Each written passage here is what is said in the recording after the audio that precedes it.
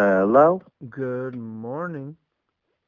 Morning. Well, actually afternoon. Uh, Close enough to morning for me. Well, dude, you gotta get the hell up. Yeah, that's what everyone says, but whatever, whatever. Doesn't matter. There's important things to talk about, important things to discuss. That's why Like I'm up what? right now. Like UFC Fight Night in Nashville. No. No. Oh, yeah, it is Nashville. We're in Nashville. Oh All my God, right. we're Yeah. in Nashville. Yes, Yeah. and Yeah. somehow they didn't put Yeah. Rampage on the card, but you know. Well, no, he's from Memphis, bro. But it's still Tennessee, bro. Yeah, but they're kind of far away from each other, though. I'm just saying that would be a hometown fight. Yeah, but he just got out of Bellator. I know. I'm just saying. That's just me. That's just me. Yeah, So yeah. But you should have put Cowboy Cerrone on a card, so they can honky tonk. They can do all kind of stuff. It's Nashville. so And Nashville has so amazing, if you ever down in Nashville, fish tacos. fish tacos, where it's at. And fried chicken, dude. They got some southern good cooking in Nashville. Oh, man, it's so good. And some bomb ass fights. We were talking last week, and boy, did I love this card. From top to bottom, there was excitement. From top to bottom, there were some very, very impressive finishes, and a lot of people really showed that they belong in the elite of their division. A lot of people. It's true, man. It's true. A lot of great fights, a lot of great finishes too. There were some technical fights. You had it all. You You had your did. submission, you had your knockouts, you had your technical fights. It was a really good showing, man. I enjoyed it. I think Nashville has a problem. I heard a lot of booing in Nashville for almost every fight, though. I know, man. Those honky tonk rednecks don't understand what a good No MMA fight is. kidding. I think they just want war. They They want just blood. want throwing head. That's it. They want blood. If you looked at the percentage of people who watch professional wrestling, I bet you 90% of Nashville watches professional wrestling. You think so? It felt like that, man. I was getting pissed off. I was And getting pissed football. off. And football with And football fans, you shut know, up. because we're tailgating. We don't care about the game. We're just gonna tailgate Oh, and drink jeez. these Budweisers and make these hot dogs, and that's it. That's That's what probably we're why they're doing. booing, man. They're just anticipating the Titans, season coming up, and they're just like, oh man, we're just used to booing so Down the much. hole again. We're just used to booing so much. You just gotta keep it going. But yeah, yeah, Nashville doesn't know what's going on, man, because this card was fantastic, fantastic. So you and I had talked about this. We don't have time to go through all the prelims, but No. on the prelim card, let's just quickly assess in your mind uh, who you think the person was that got KO of the prelims. KO of the prelims? Yes, starting off. KO of the prelims. Um, you know what? I picked the KO on the main card. I didn't pick the KO of the prelims because I didn't think anybody was. You know what? Let me switch it up. Let me do submission of the prelims. Yes, let's Dustin do it. Ortiz versus Brandon Moreno, dude. this I, kid does not yeah, give up. sick. Does not Dude, give up. he was in some tough positions. Does not give up. Tough positions. And he put Dustin Ortiz to sleep. Beautiful choke. Beautiful, Literally. beautiful choke. Dude, he was great scrambling, and to put somebody like Dustin Ortiz is a tough bastard, He really is. dude. He's fucking greedy. I really like Dustin Ortiz. But Brandon Moreno, he's gonna be a fucking threat, man. He's good on the feet, and he has savvy submissions on the ground too. Yes, sir. And someday he will be a champion. I don't doubt that. Uh, He's young. He's very young. true, He's true, extremely true, young, and for the amount of fights he true. has at his age against the competition that he does, and I looked it up. We're looking at the people that beat Dustin Ortiz. Jussier Formiga beat him, but it was by unanimous decision. Wilson Hayes beat him, but it was by unanimous decision. Benavidez beat him, but was by unanimous decision. John Moraga beat him, but it was by unanimous decision. He doesn't get finished. Yeah. He's never been finished. And here comes Brandon Moreno, took a very, very tough fight starting off the Ultimate Fighter, the flyweight tournament against Pantoja. Had a great showing, didn't come out on top. But, I mean, he's 23 years old. And does he have a relationship with fights. Does he have a relationship with Henry Cejudo? Because I think when Benavidez picked him, Henry Cejudo was pissed. But it seems like he has formed a great relationship with that team down in Colorado, with T.J. Dillashaw and Dwayne Ludwig and all of them. Like, he's always going down there. So I think it really helped out his career. I do. I think it really helped out his career as well. One of the things I find interesting about that is the apparent thing is people want to go to train at Elevation in Colorado. Because of the elevation. There's multiple reasons. I mean, Dwayne Ludwig is one of the best striking coaches, and he's one of the few high level that actually compete in the UFC and MMA. True. So he knows. Fastest knockout in the UFC history. Yes, but congrats to Brandon Moreno, an amazing technical submission. Set it up with some nasty-ass strikes. Let's not forget that. He put him on his ass first, big time. And Brandon did the very smart thing as a fighter, and he went for his surefire win, and he got it. It's true, man. It's true. So all right, KO. KO of the night. Hector Sandoval, Matt Schnell. How in God's name do you knock a guy out with the hammer fist from less than a foot? I thought it was beautiful. And, by the way, kids, did you guys see the way he tried to get out of that guillotine choke? That is not the fucking way to do it. Right. I'm sorry. Right. You tried to slam him. Yeah, 2 times. for sure. What you got to do is grab his wrist, pull it down. Right. Right. But I think it set up everything. He slammed him hard. He got out. Yes. And then he went into half guard. And then I guess Matt Snell put his head under there, try to reap him, because, try to sweep him maybe try to go for a knee bar. He was trying to switch for an arm bar. He was trying to hook the leg, and he had full guard. The leg, but he was just hammer fisted him from, normal distance. How many guys have gotten hammer fists from there? That was nasty. That was out cold. Yeah. Like, he went limp. That was amazing. Like, no way. Amazing. How many guys can knock a dude out from guard postured up? I don't know. Like, I think the game is changing. I think Matt Hughes was almost the king of that. Tito was almost the king of that. Back in the day. He didn't get the game has changed. Clean knockouts. A lot of technical knockouts. No. In the modern day MMA world, no. Brock Lesnar is the only one I can think of who actually finished a guy KO from guard where the guard was closed. Keep in mind, I'm talking closed guard, not open guard. And Matt Schnell was holding on, so he was even closer than normal, and Sandoval's accuracy was just insane. Dude, he must have a lot of power for that weight class, man. Hell yeah. Hell yeah. And for me, that was fight of the night. Insane. For me, that was fight of the night, the whole card. It was insane. It had everything. You see the first round? Geez, they grabbed behind each other's heads and friggin' just go to town. There was no fear on either side. Matt Schnell's a gritty veteran. Hector Sandoval is a young up-and-coming kid. So I look forward to seeing where Hector goes from there. Yeah, he turned out a really good camp. He's out of Team Alpha Male. Exactly.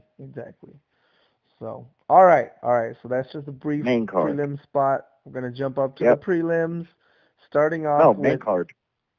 Did I say the prelims? My bad. Yeah. Starting off with what would be the KO of the main card. For sure, for me. Dude, first of all, can we have a moment of silence for the death of Jake Ellenberger? What do you think happens? Do you think it's time for Jake to retire? You can't retire if you fucking passed away. He's done. Oh, man, that's mean. That's cold-blooded. Dude, he is done. That was cold-blooded. He is done. Dude, no. And the way he He landed threw without... Wait, have you... Okay, let me ask you a question. Have you ever been to a funeral before? Oh my gosh.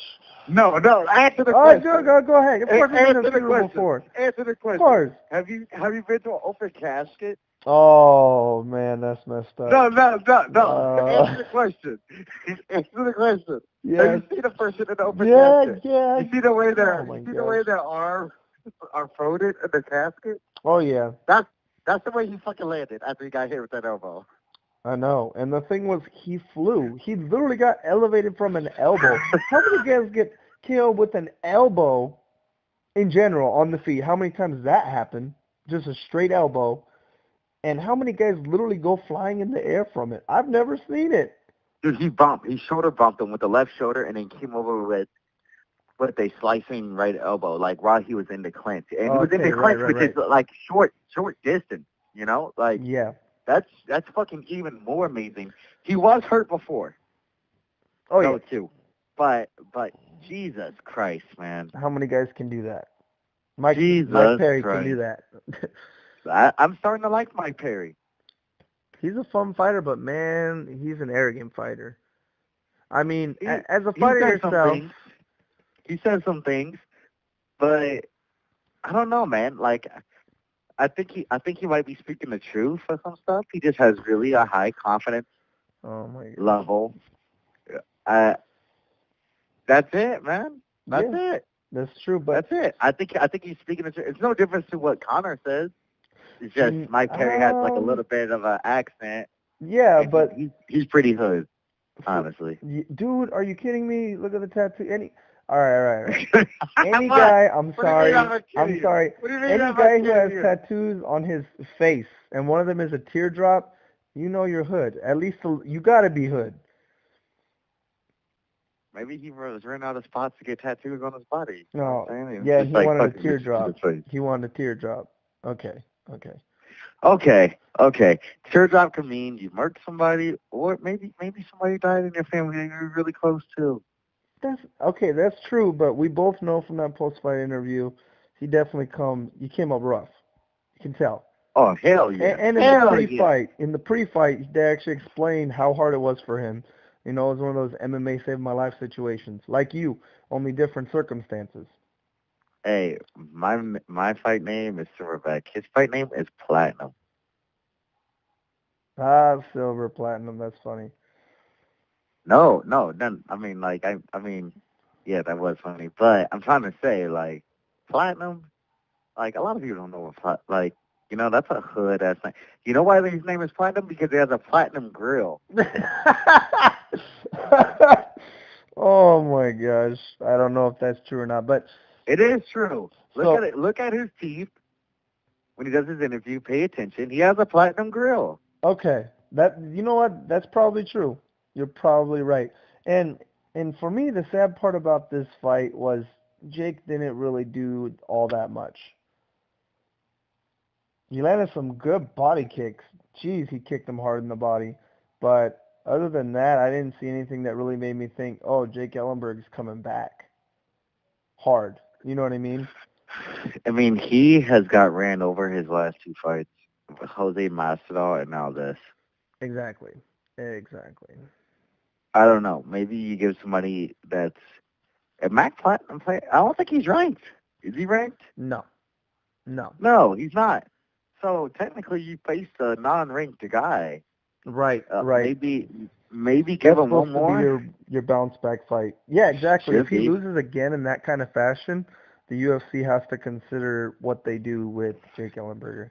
Yeah, because he's not. It ain't like, oh, he lost. It was a good fight, but he lost. Like, you've been getting, like, you wasn't fighting at all in these last two fights. Like, you didn't. There was nothing positive besides you just stepping inside the cage. Right, but he landed some good body kicks, and when you look at the way Jake Ellenberger finished Matt Brown, it was body kicks. I think that's what he's trying to aim for. I mean, he's not really. Yeah, but his wrestling wasn't there like it has been in the past. That's how his, that's what opens up his game. His wrestling pedigree is great. I think he fell in love with that body kick, what he did to Matt Brown, and I think Matt Brown also put one and one together equals two, has a weak body. Hmm. Interesting. Because he always, look what happened to him against Eric Silva. Silva, and then even in the Ultimate Fighter, he got hurt with a kick to the body. Exactly. I think he has a really And good Donald body. Cerrone, the same thing. Yeah. Well, he doesn't have a super chisel body in the sense of other guys you see, No, but I just think it's just genetics. I don't think you have to be super ripped. I don't think you have to be, because Roy Nelson could take some body shots, but It's the cushion, bro. I it's true, but I just think it's just God just gave it to you. I think you have Donald Cerrone has a weak body too. Right. And it might be that just the organs are more sensitive, the liver and solar plexus specifically. You see what I'm saying? Maybe. I mean, Donald drinks a lot. Exactly. And there's a lot of factors that play into it. Yeah. But man, I hope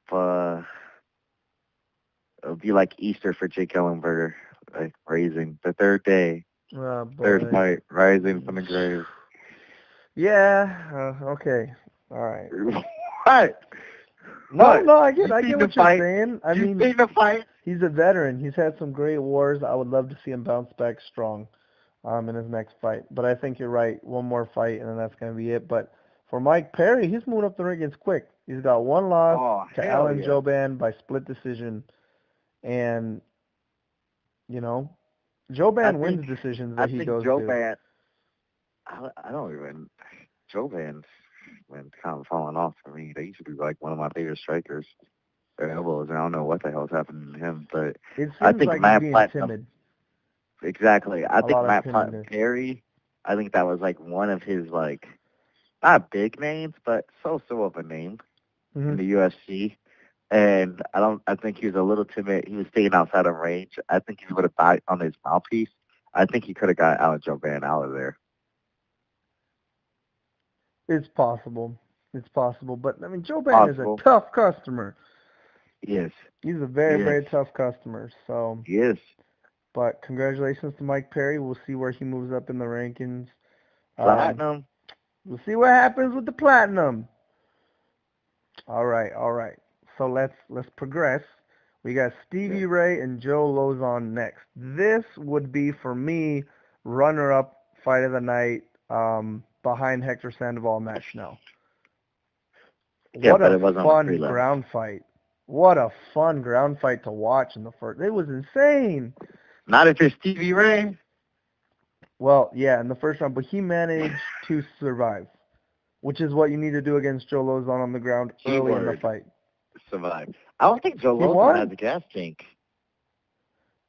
I don't know if he doesn't have a gas tank. I'm starting to notice that. He is old, man.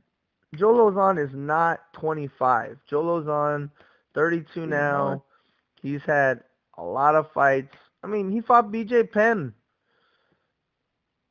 He fought James Culver. Yeah, my bad. Sorry, I confused the two from the Ultimate Fighter. What was it, 5, 6? And way back in the day. Take them on this team. Yeah, exactly. But if you look at the fights that he's in, I mean, Joe Lozon is like almost the American Anderson or the American Vanderlei Silva on the ground. He just goes to war. He constantly is getting in these just ridiculous exchanges with fighters. And it's going to break your body down. Hell yeah. A lot quicker than it would fighting a style of, let's say, Mike Perry. You know what I mean? Or John Jones, that you just staying just technical, you keep a distance, you know. Exactly. You might get a thumb or a finger in the eye, you know. But, yeah, you're correct. You are correct, my friend. But Joe he gets in there and he throws down. And he's been around a long time. He's an older generation fighter, actually. Yeah, he is. Which is crazy based on his age. Also, is on a 2-fight losing streak right now. I know. That's what I'm saying. So, and then you got Stevie Ray, who, I mean, what a comeback. I mean, dude, really good technical striking to keep him away. I think if he had a little more time, he could have got Joe Lozon out of there. Oh, yeah. Especially the third, he was lighting them up. Yeah. His combination work was amazing. And like I said, on the ground, he no slouch. Those transitions were crazy awesome to watch. Yeah. Very, very fun.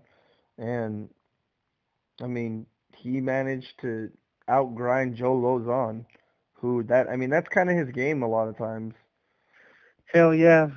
Move forward. He's in your face, and he's trying to go to war. The only people that really beat Joe Lozon are mostly tactical fighters, to be honest. Right. And you got, besides Anthony Pettis, like taking his head off with that head kick. Yeah, but I would argue Anthony Pettis is probably a technical striker of sorts. Oh, one of the best technical strikers out there, yeah, for so sure. that supports your point.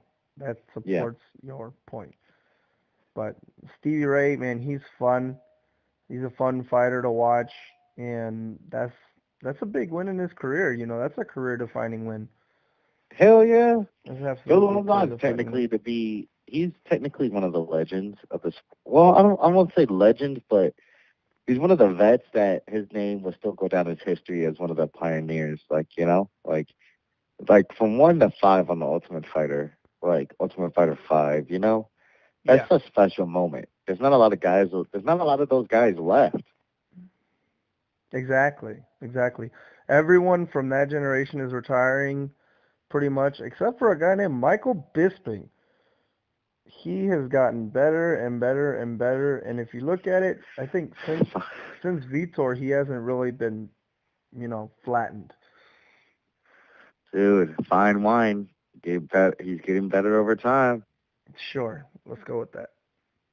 There's no sure. That's what's happening. Hey, let's talk about that. Jason Perillo is doing the work.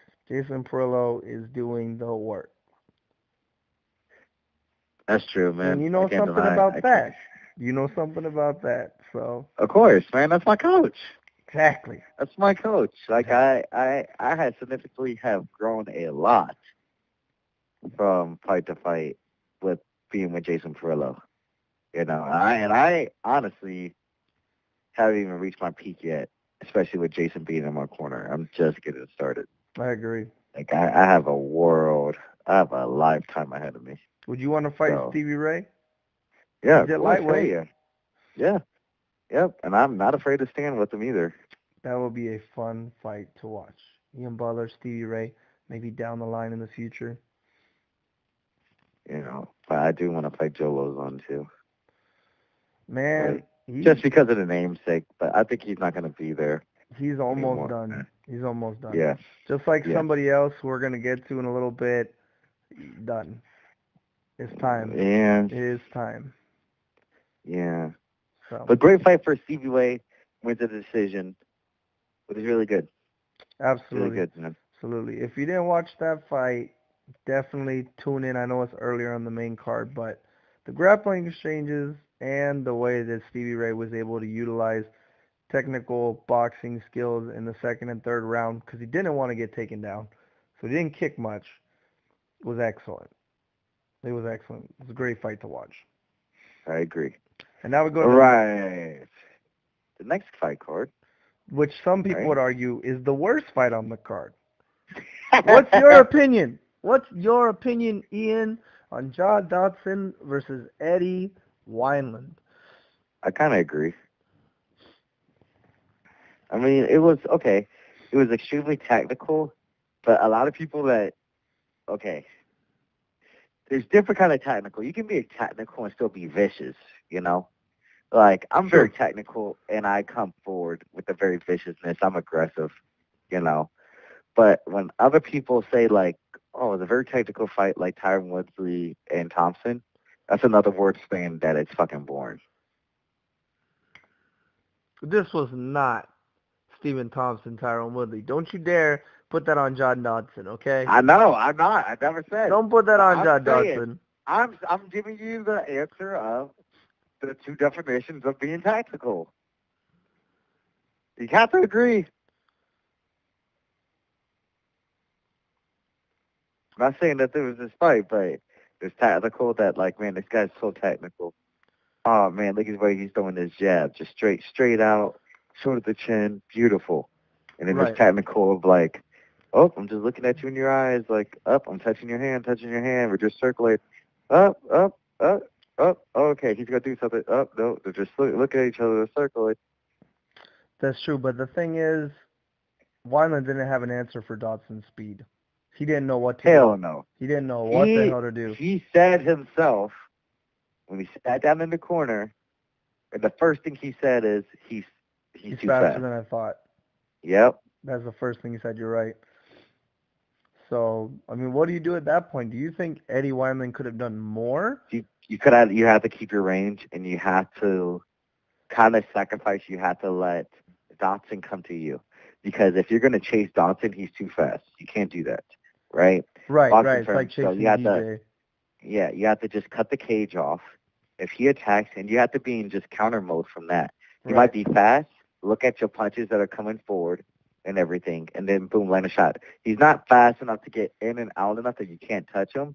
But if don't load up your shots, or he's gonna be fucking gone. You have to just wait for him, Right. cover away. You know, if he comes in, like, try to use your reach, because you have the huge reach advantage. Right. You don't have to hit him, but put something in his face. Yeah. Eddie Wyman did none of that. That's true. That's true. And every time Eddie did try to come forward aggressively, almost with hands down, you know what I mean? You can't do that. You Dawson's can't too do that, fast. and Dodson immediately would tag him, and then he would immediately back up. Yep. He had no answer for it. And, I mean, for me, I can see why Dodson fought the fight that way. He's a smart guy in the sense that he trains with Jackson Wink. Jackson Wink knows game plans to win fights. And for John, in that case, he was looking to fight a technical fight. He didn't want to brawl with Eddie Wyman. Why would he? Yeah, And And I he think would have Eddie went for the Wyman, finish. Wyman's if he really was, tough. I think it was two things. Dodson was too fast for Eddie Wyman, like he said, and I think Dodson also was like, oh, his reach is longer than I didn't think it was. Right. Because Dodson usually is in your face sometimes. Like, he comes forward, but He was explodes. expecting him to come after him. I think Eddie Wyman was way taller than expected, and had a longer reach, and he was still trying to figure it out. You mean Dodson was?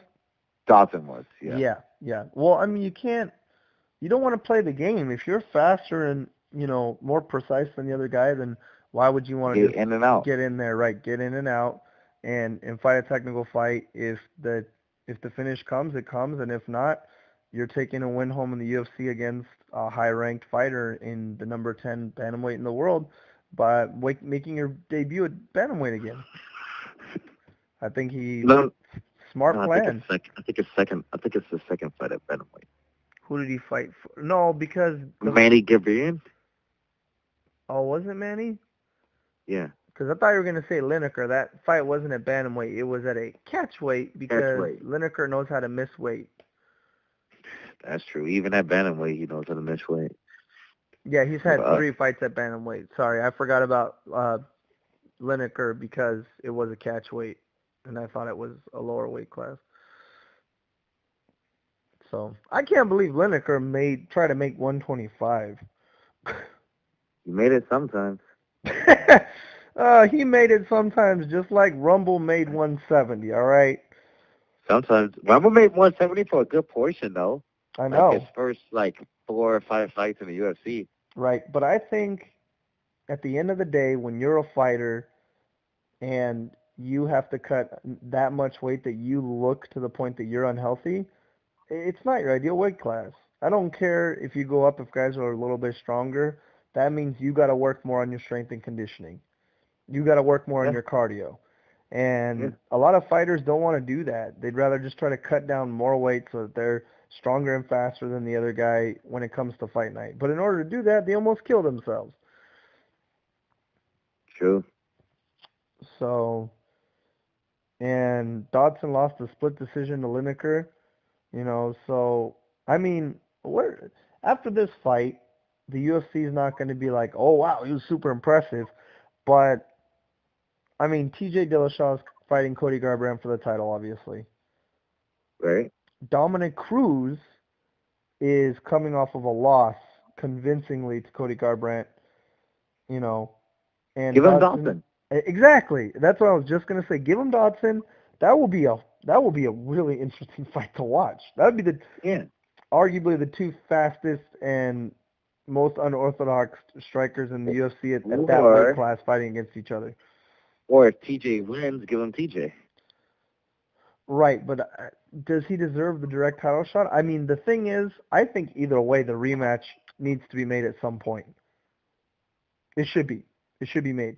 TJ has grown leaps and bounds in his career. Since then, his striking is almost as proficient as his wrestling. And when he came in the Ultimate Fighter, he was simply a wrestler. And Dodson was able to stuff the takedown and then stuff his fist into Dillashaw's face. So, and I think it's interesting because Dodson's coming back up, and I think that's the money fight to make at 135. If not that, Dominic Cruz. Those are both really fun fights. Really interesting stylistic matchups. I agree. I agree with you 100%. But I didn't think that was the most boring fight of the card. The most boring fight of the card came on the prelims, and it was Miesha Tate's girl from Belgium against Alexis Davis.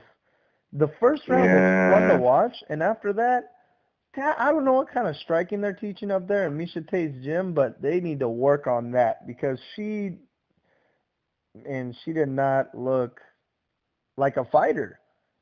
She did not look like a fighter, period, the way she was trying to strike. And honestly, I was surprised Alexis Davis didn't get her out of there once she started fighting that way and couldn't really assert her ground game.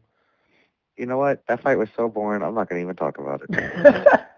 Oh, so that's going to be I'm not going to even talk about it. Is that going to be the fight of shame on the card? Is that what we're going to call that? The fight of shame? We're going to discuss it for the smallest amount of time? I don't want to. There ain't nothing to fucking discuss. How about that?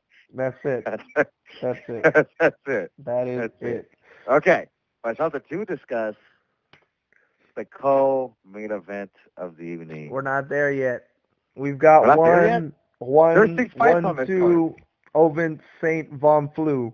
Oh, man. Oh, dude. Hey, Ovin was not doing that well in the first round, though. Like he was getting tagged on his feet. Oh, yeah. But I'm surprised Lima was able to move around with how much weight he was carrying. I mean, he looked big. He looked big at that catch weight. That's another person that needs to move up weight classes. Yeah, I mean, he missed weight by 5 pounds. He's only 10 pounds away from heavyweight. I think that's the second time in a row, too. Exactly. But the funny thing is, he had a decent amount of cardio, even with that. I know, bastard. Ladies and gentlemen, Ian does not like De Lima because he can be a big man and he can have great cardio. Come in fight shape. Come in fight shape. That's the way it works. You see Ovin St. Preux, does he look like he in fight shape? Hell no. No. Hell no. I was concerned for Ovin St. Preux a little bit because he was on a 2-fight losing streak. He lost to John Jones, and then he got brutally knocked out by Jim Emanuel.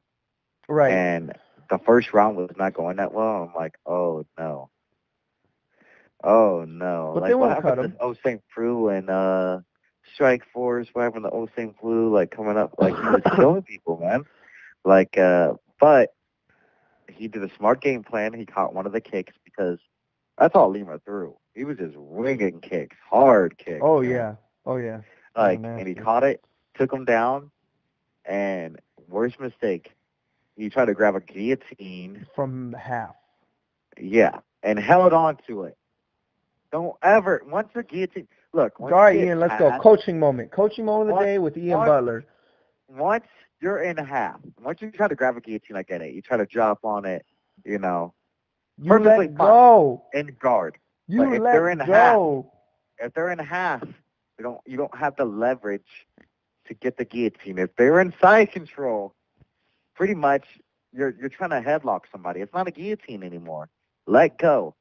Now, he didn't let go. So what Ovin St. Preux do? He stacked him and put his shoulder against his carotid artery because now he's wrapping around. So pretty much he's choking himself. Yeah, he's putting choking himself out himself with his own arm. in an arm choke. Ladies and gentlemen, if you're doing jiu-jitsu, if you're just starting, so many people make this mistake of trying to hold on to a neck from a position where you don't have the leverage.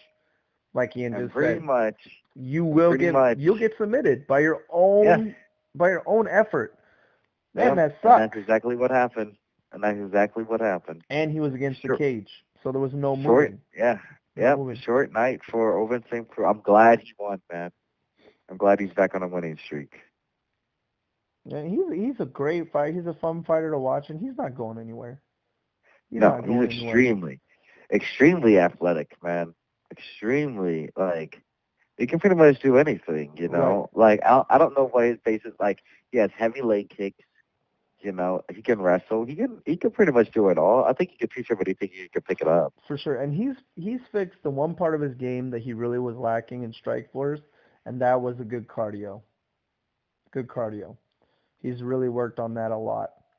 You know, to go 5 rounds hard with John Jones, you got to have damn good cardio. And in Strikeforce, he had a couple of fights where the first round he went really hard for finishes. He didn't get them, and he ended up grinding out somewhat uneventful decisions because of it. Because he didn't have the cardio. He'd just take them down and kind of land this minuscule, almost like miniature ground and pound, like sparring level, and would win decisions. Right. He's fixed that a lot. Oh yeah. Like, man, dude, I'm happy for him. Like, so he's growing a lot.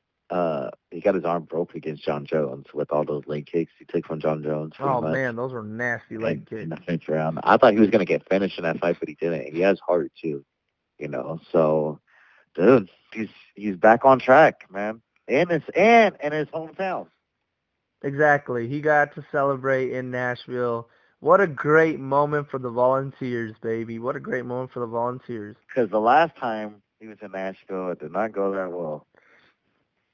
Glover Teixeira put him out. RNC. Yeah. In round 3. So. Definitive. True. But I'm glad he found his hometown and got a win.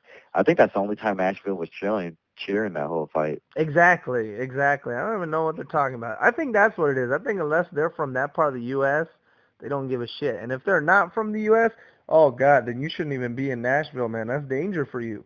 Watch out. Oh, man. It's honky-tonk. Oh, man. Honky-tonk. It's a cool city, man. You should take a tour there.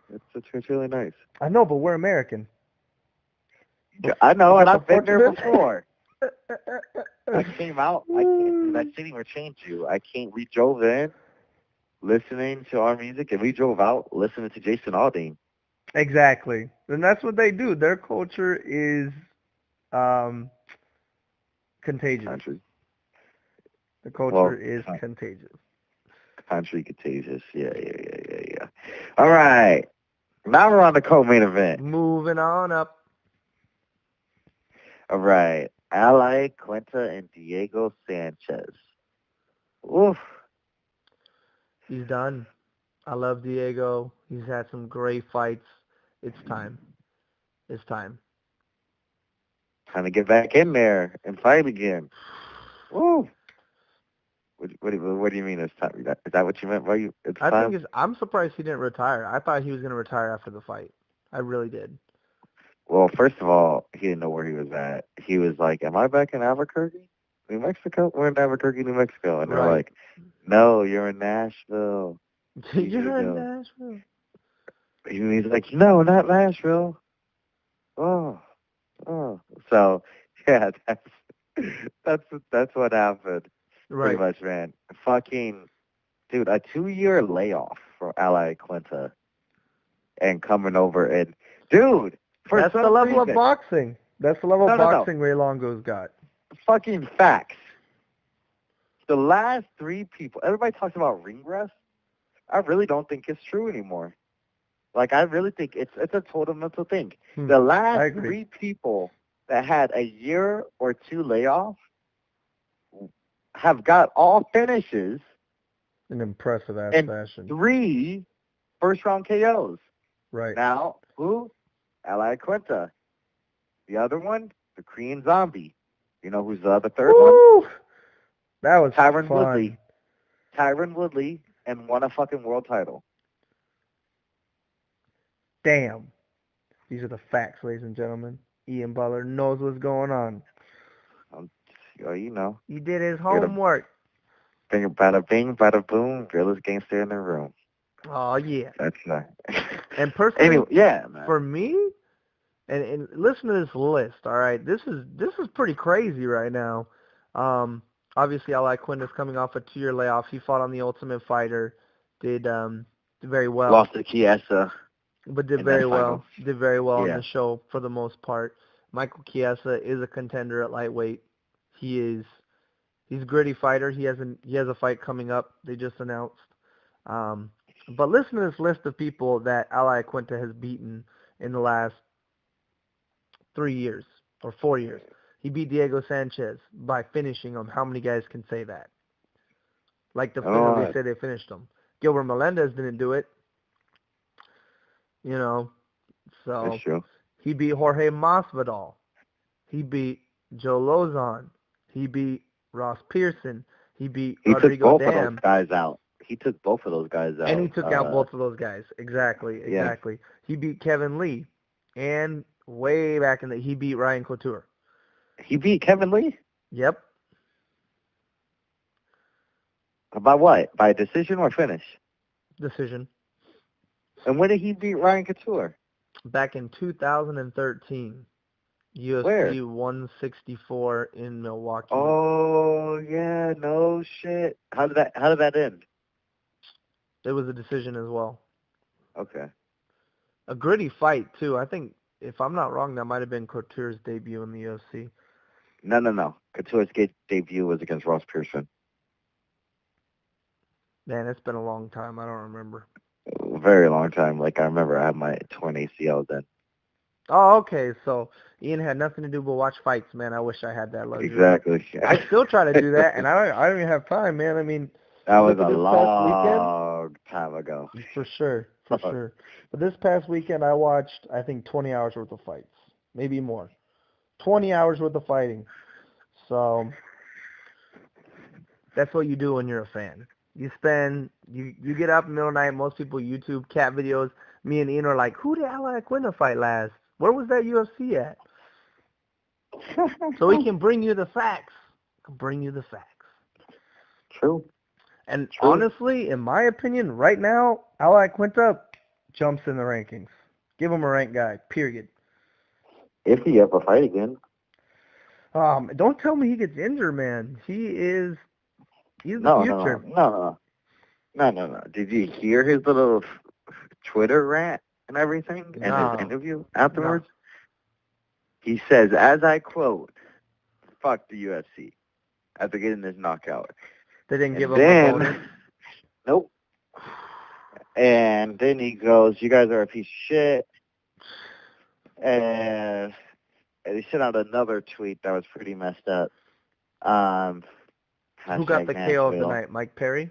They don't give out multiple bonuses usually. It's a rare occasion. Yeah, Mike Perry. They give out 3, which is Fight of the Night, which is 2 performance bonuses of the night. Right. But I've seen them give out 2 KOs in the past. Rarely, but it's happened. They usually do because they don't. But you know why they don't do submission of the night and fight and the KO of the night anymore? Because when the UFC was siding with Fox, they need to make it more fan friendly. So they changed it to performance bonus. So that's why they don't have submission of the night, KO of the night anymore. Right. And honestly, Ally Quinta's knockout was crazy, but Mike Perry's elbow was better. Yeah. But I don't know who won the third one. Obviously, Fight of the Night, we already know who it went to. But you think they gave it to Swanson and Lobov? Oh, for sure. For sure. All right, we'll get to that. Marino very briefly. And Marino probably got performance bonus for that for bringing make a choke. You bet. You should. And so there's not like a lot more to hand out. And Ally Quinta, I get it, man. Like, this is a serious subject. I get it. and I understand where he's coming from. He said, I'm not going to fight another top-ranked guy if you don't give me the money I deserve. He's like, I'm making 26 and 26 to show. I could pretty much go to real estate and make that and pretty much not get punched in my face and not be injured and not have long-term effects, like That's fair. that's I understand where he's coming from, Right. But also you got guys like me, like if you pay me 26 to show and I get to fight in the UFC, like I'm doing it. Exactly. I'm doing it, like, because there's somebody under you that's gonna do it. Like I get it, man. At the same time, does these promotions need to be paying us more?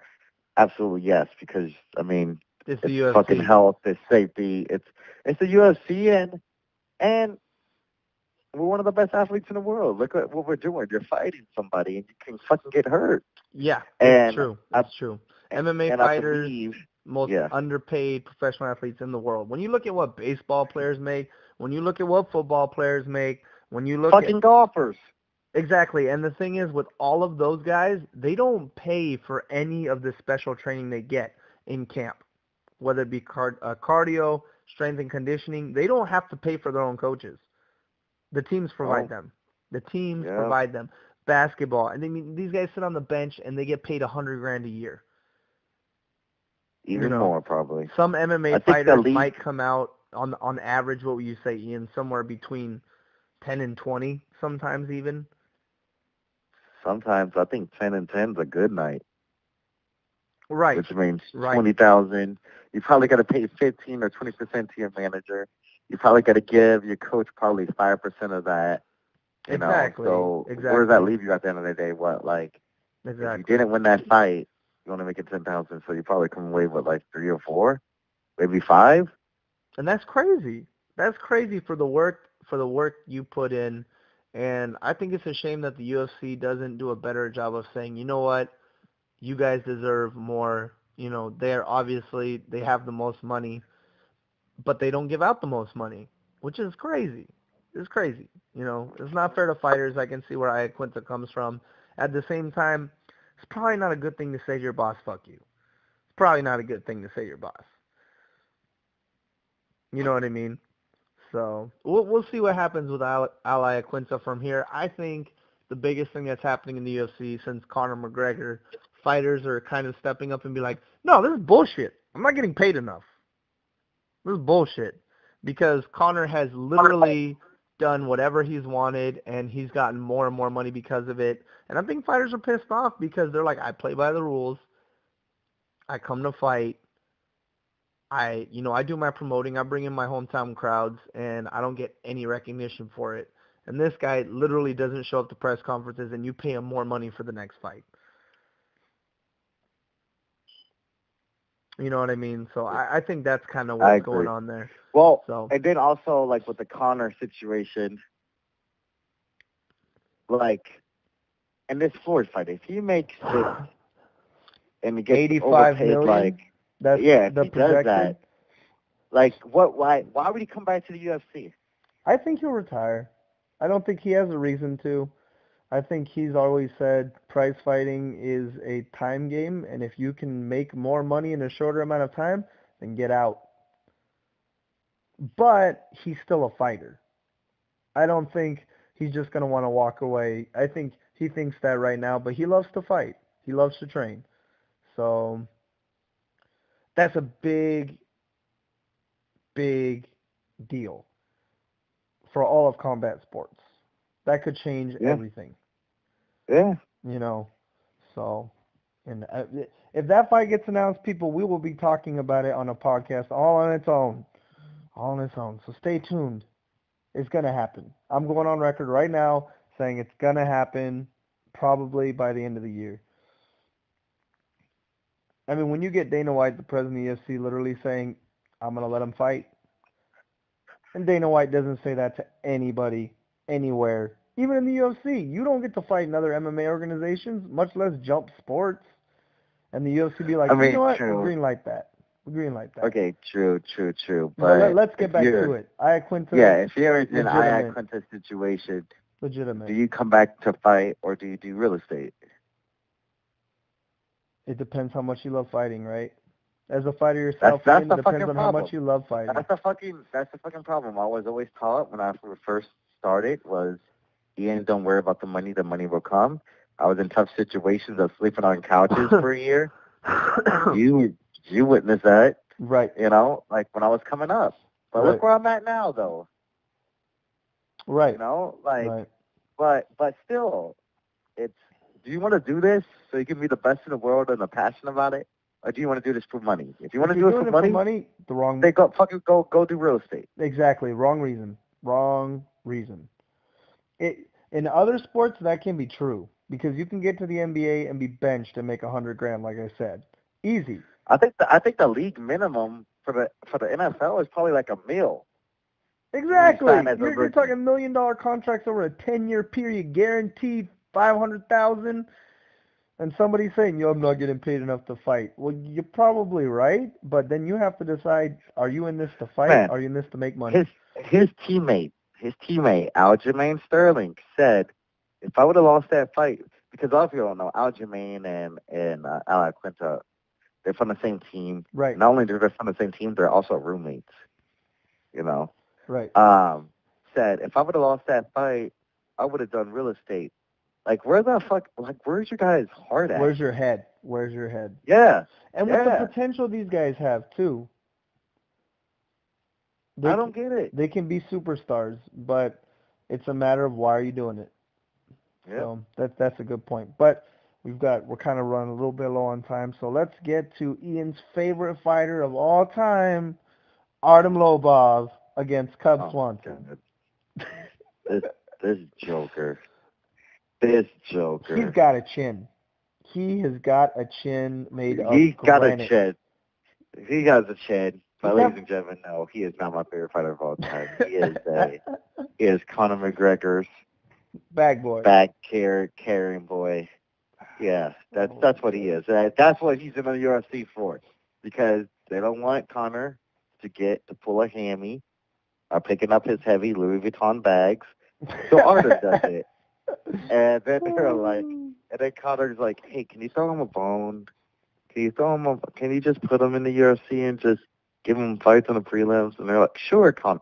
Anything for you, Conor. Exactly. Anything for you. Exactly. But he just had a good fight recently, and he goes, his testosterone started pumping up, and he goes, testosterone, on the testosterone high and adrenaline high, it's almost being drunk. And then he goes, I want Cub Swanson. Yeah, and then it didn't go after well. That, no. And then after he got sober, he was like, fuck, I got to fight Cub Swanson. That's exactly what happened. It did not go well. But you got to give it to him because he didn't get knocked down, man. And those punches, those kicks, those knees, all of it, man, it's just... Okay, how many rounds do you give him in that fight? None. Maybe one. Maybe he didn't block a single strike. Some have movement, but for the most part, Cub Swanson was hitting a heavy bag. Pretty much. And I think it's crazy, though, because Artem still hit him. Artem still was able to hit Cub Swanson, and for me, I didn't think I expected that, you know? I think it was an expected result for me in terms of how Cub was able to technically just pick them apart. Just picked them apart. And Lobov fights with his hands freaking at his hips the entire fight. Yeah. It's crazy to me. It's not a good way to fight Cub. Or any fighter for that matter. Yeah. You fight a guy like Hector Sandoval, it doesn't matter how hard the guy hits. If he's precise, then you're going to sleep. You're going to go to sleep, you know. And it's crazy to me that John Cavanaugh, Conor McGregor, they don't tell him, put your hands up, damn it. John Cavanaugh wasn't there because he had other obligations. That's rough. You know what the other obligations were? I thought doing whatever the hell Conor wanted. I thought he had another fighter going, but no, he had a book signing to go to. No, a book. Are you serious? Man, what the hell? That is messed up. I don't like that team at all, to be honest. Like, I don't fucking like them. Dylan Dennis. Yeah, no. Yeah, no, I don't fucking like that team at all. Like, agreed. Like, and the chicken Bellator. Perillo, would have blew his mind. Like, there ain't no fucking way, like, Ian, I got a book signing to go to. I can't corner you in your fight in Bellator or some of these top end guys. Like, that ain't fucking happening. In the UFC main event. That ain't fucking happening. In the main event. He ain't on the damn prelims. He ain't on the main card. He's the damn show. But that book signing must have been fucking fierce, though. Shit. I heard that book signing was popping. Dude, I bet you everyone lined up to see the day Conor McGregor made me his bitch. Yep. That's the title. How do you know the title? How do you know the title of the book? Oh my gosh. That's the title of the book. Oh my gosh. Getting ridiculous. Dude. Oh my goodness. But I mean, it's a simple fight to break down. Artem just got hit over and over and over again. Got his ass whooped. But he stayed standing. He didn't give a shit. His ass. He cared. His ass whooped. Right. Exactly. And for Cobb, I think there was probably a little bit of frustration because he wasn't able to get him out of there. I believe so, but I think he know how to use his energy. Like, I almost think he was still on the ball. Like, Cardio has never been an issue.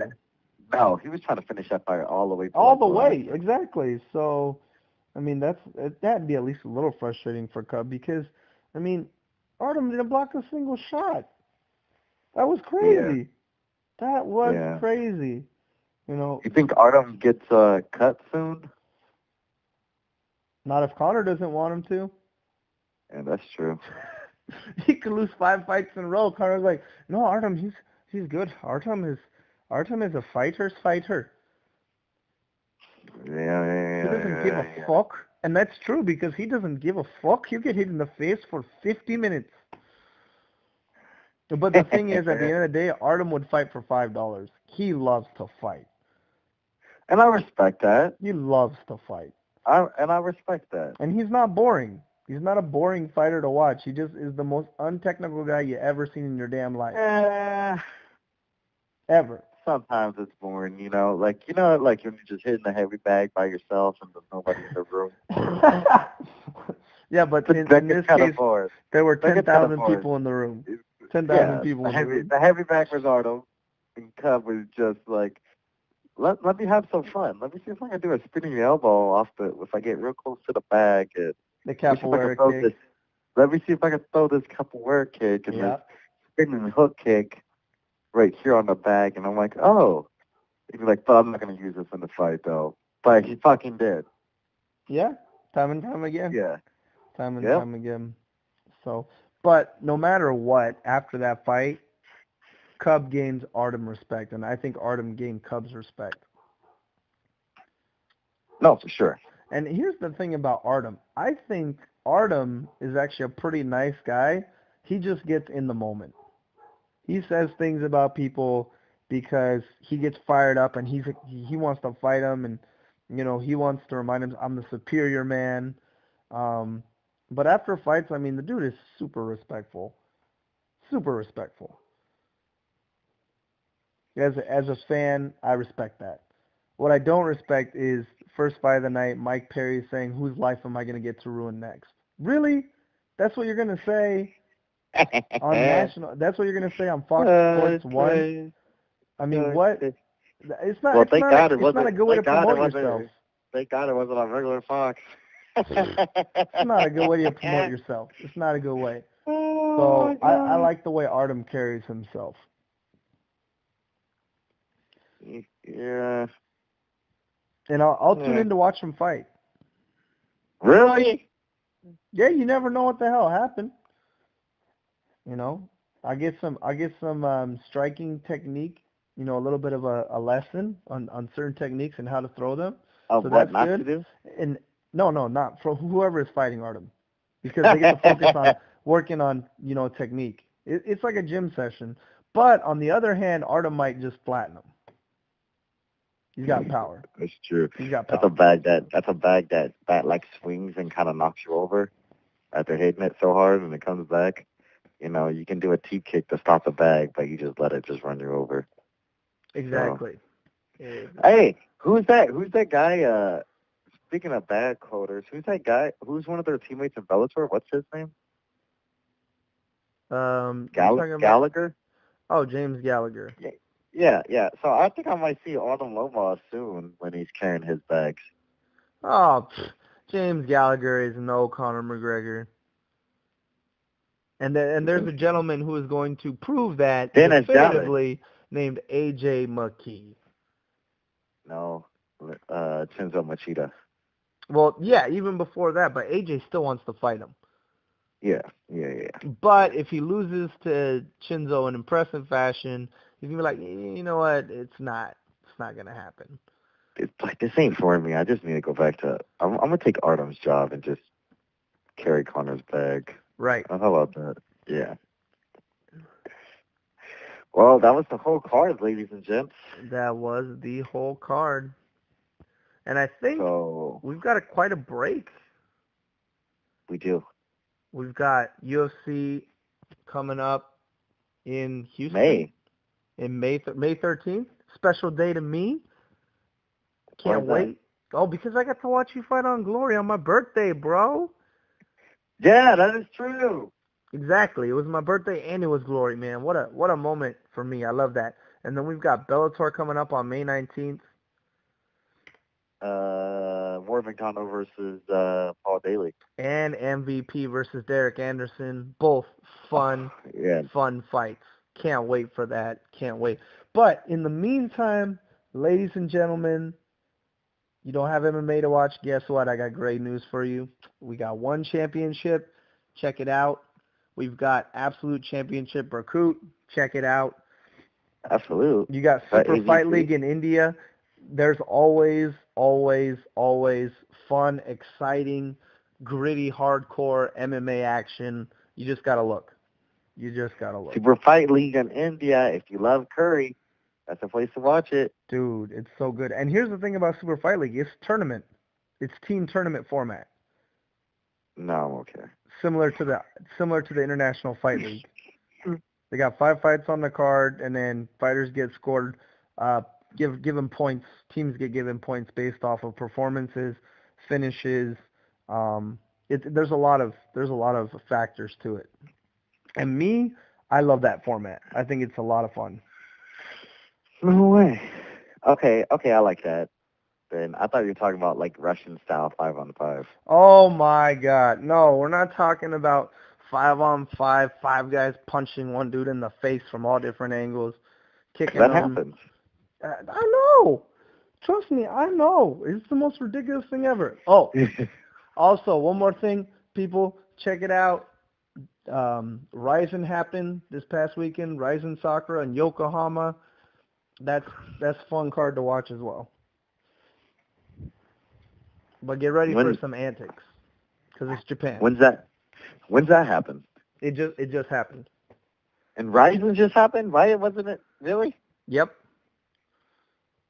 Gabby wasn't on that, huh? Nope. But there were probably four female fights on the card.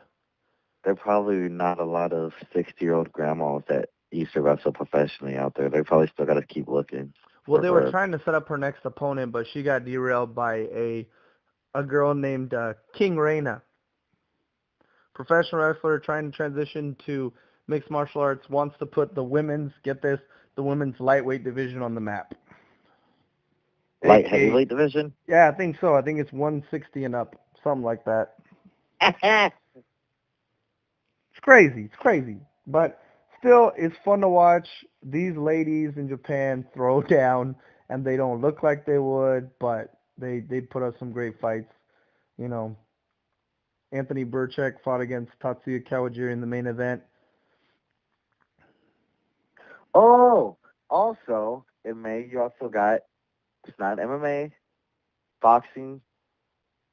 You got Canelo versus Cesar Chavez Jr.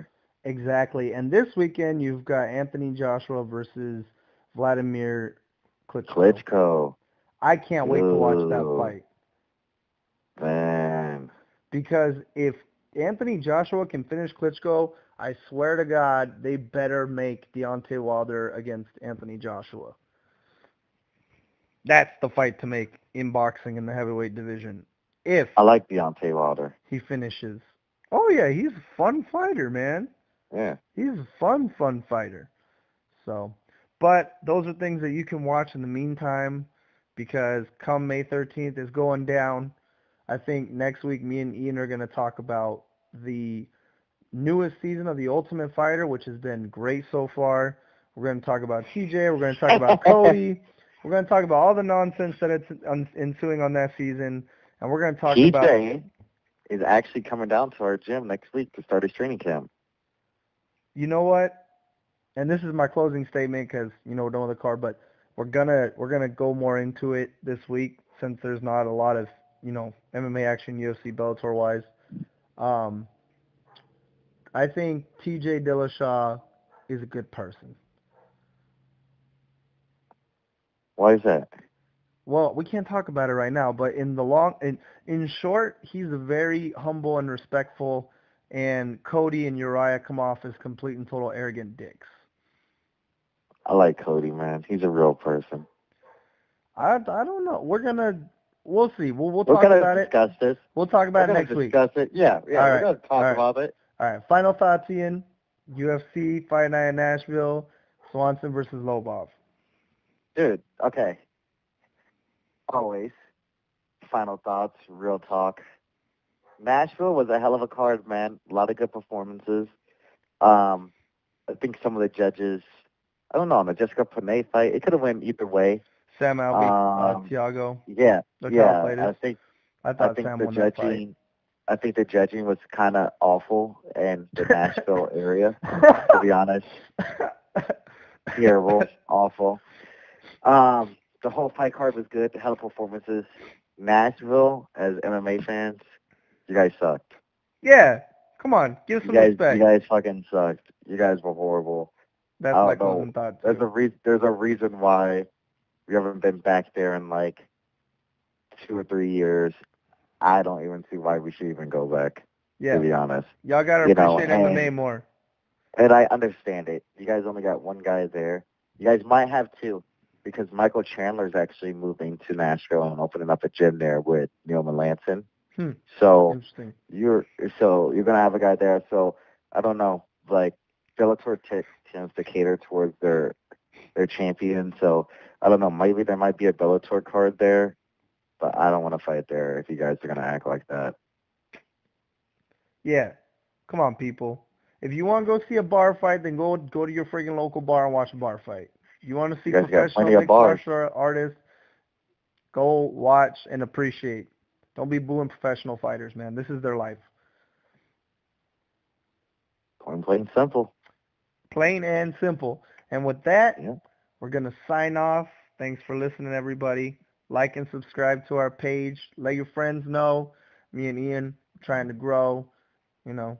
And so far, we're getting pretty good reviews so far. So share it with your friends. Was that your rhyme? Let your friends know we're trying to grow. I didn't even mean to do that, bro. I had no idea. Notice I said bro. That rhymes too, but I didn't mean to do that either. So. Yeah.